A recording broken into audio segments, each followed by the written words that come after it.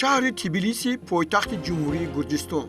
дар гузаштаи наздик номи ин шаҳрро чун Тифлис, ки то ҳанӯз мардуми тоҷик онро Тифлис ном мебаранд, машҳуру маъруф буд. беш аз 1 миллиону 200 ҳазор аҳолӣ дорад. дар соли 2025 Тифлис ба ҳайси чорумин шаҳрест, ки сайри ҷаҳонии гӯштии ҷудоро бо номи Grand Slam ба огӯши худ мегирад. шумораи иштирокдорони ин мусобиқа назар ба се сайрҳои гузашта афзуда аст. намояндагони 53 давлати ҷаҳон бо шумори 385 ҷудокор, 219 марду 166 зан ба ин шаҳри зебо беҳтарин ҷудокоронашонро фиристодаанд.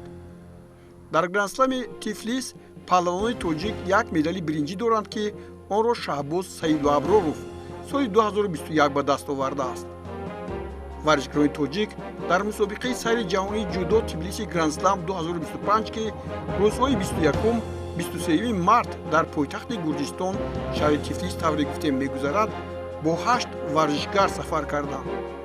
ин навбат гурӯҳе ба ин бозиҳо сафарбар шуданд, ки ҷавононанду роҳи худро ба бозиҳои байналмилалӣ ҳамвор месозанд. дар миёнашон Шодмон Ризоев ҳузур дорад, ки соҳиби ҷоизаҳои зиёде ҳаст. ба ҳамин тартиб паҳлавони мо дар вазни 66 килограмм Ёсин Бобокалонов ва Магомед Фармонбеков, дар вазни то 73 килограмм Муҳаммадшариф Наҷмуддинов ва Масъуди Аҳмадзод, дар вазни то 81 килограмм Илҳомиддин Ҷабборов ва Бахтиёр Бозоров, дар вазни то 90 килограмм Шодмон Ризоев ва дар вазни то 100 килограмм Муҳсин Маллаев ширкат меварзанд.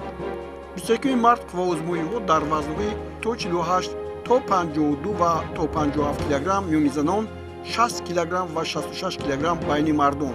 22 март қувваозмоиҳо дар вазни то 63 то 70 миёни занон, то 73 ва то 81 байни мардон ва 23 март қувваозмоиҳо дар вазнҳои то 78 ҷамъи 78 миёни занон, то 90 то 100 ва 100 килограмм зиёд байни мардон гузаронида мешаванд.